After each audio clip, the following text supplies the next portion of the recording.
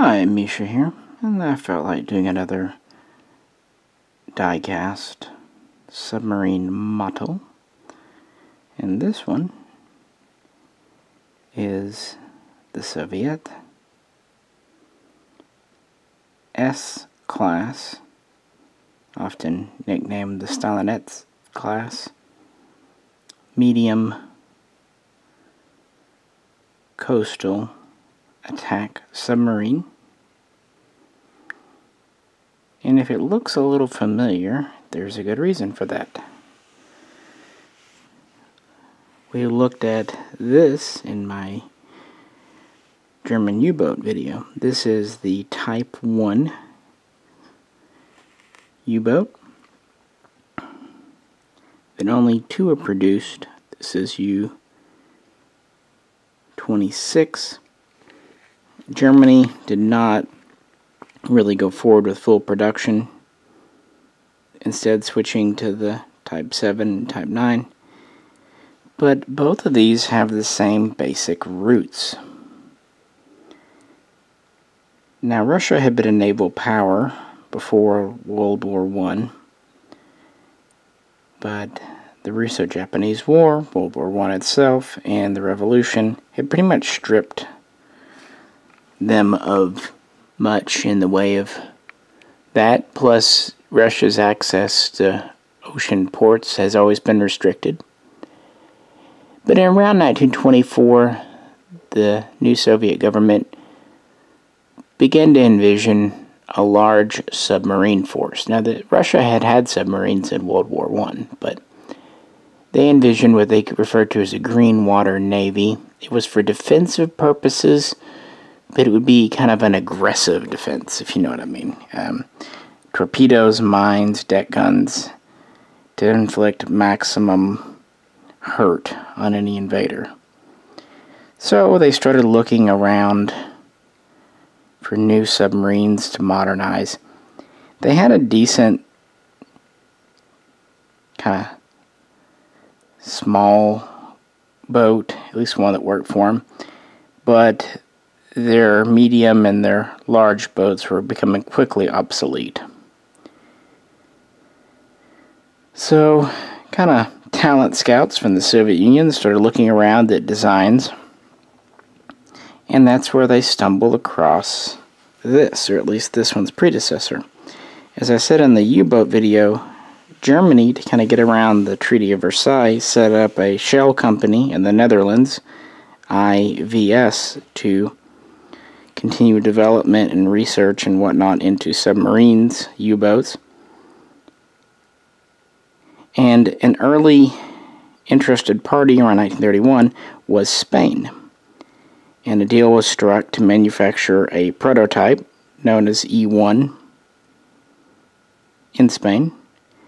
But really, before the Spanish government could evaluate it, they decided to go in a different direction, leaving it an orphan. But on the other hand, both Germany and Soviet Russia took notice.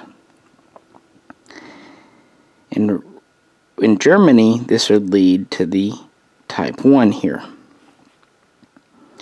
They would start construction in 1934, and these would first be fielded in 1936. But again, they only made two, U-25 and U-26.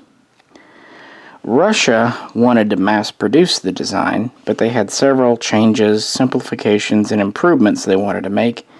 This resulted in the E2 design. Blueprints were finalized at the end of 1933.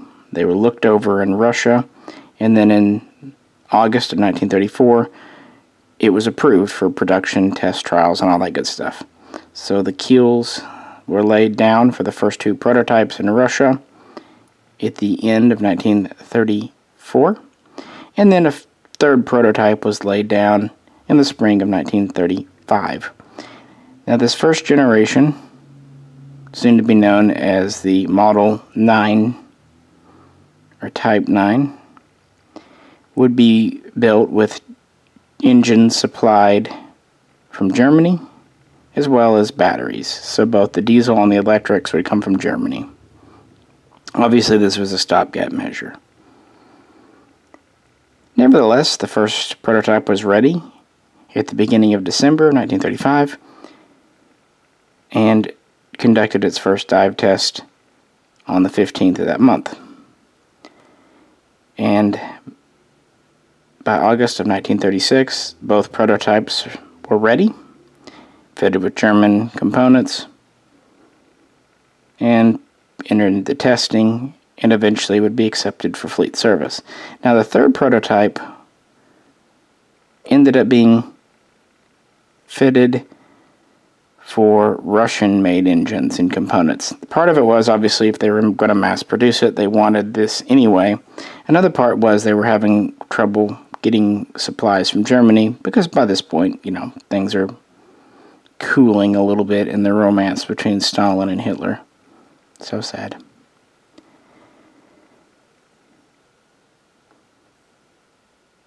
Nevertheless, the third prototype still had a lot of German components, and it was kind of part of the first wave, the first generation, the Model 9. A version adjusted more to Russian taste was known as the 9 BIS, and it would be followed, the third wave, by the 9 BIS 2, which was really aimed at simplifying and streamlining and cheapening up mass production. So what do we have here? It's a pretty traditional sub. It's about 255 feet long. Has a crew of around 44 to 45. We have 6 torpedo tubes, 4 in the bow, 2 in the stern. Each has a reload. Now, this did not meet the speed requirements originally. It could only do about 20 miles per hour on the surface and about 10 below. By later versions, like the Biz and Biz 2, they were able to up this to about 22 miles per hour and about 10.5 below. Comparing it to the German submarine, the Germarine, there we go, is actually a little shorter at about 240 feet, but it has a slightly more weight. It displaces more.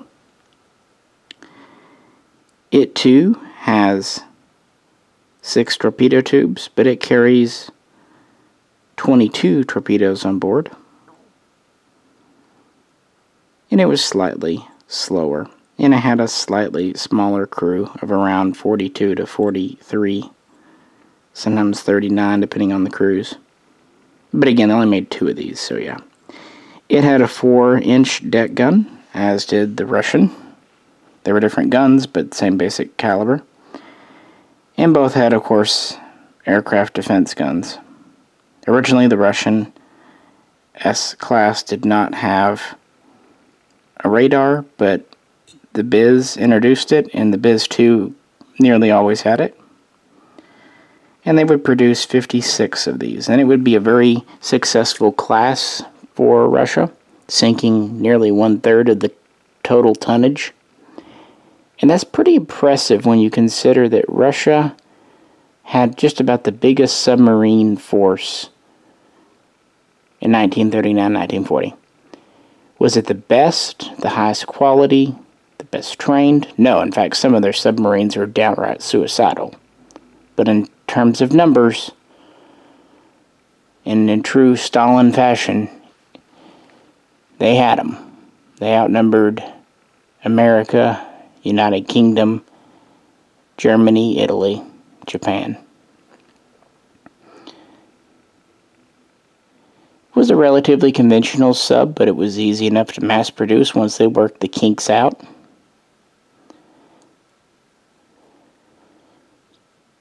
It had a relatively simple electrical system, which was a great improvement over previous Russian subs.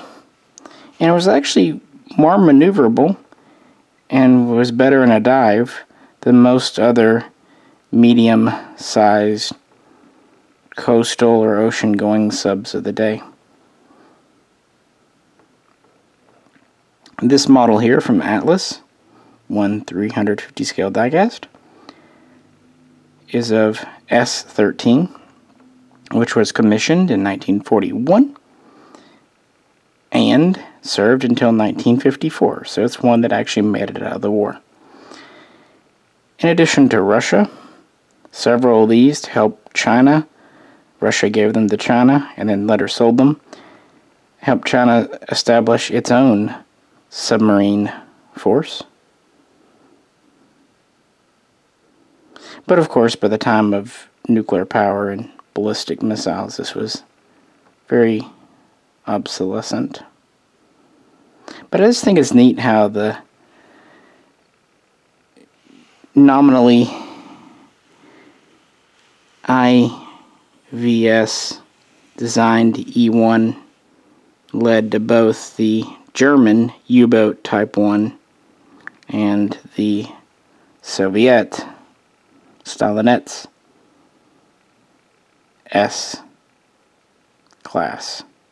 And you can really see it. I mean, there are differences. Russia did modify the design a decent amount, but I mean, the armament's similar, speed, crew is similar, especially when you look at the original Model 9 or Type 9 versus the Biz or Biz 2. And of course, Russia is known even to this very day for its submarine force, and was definitely one of the most feared and respected forces during the Cold War.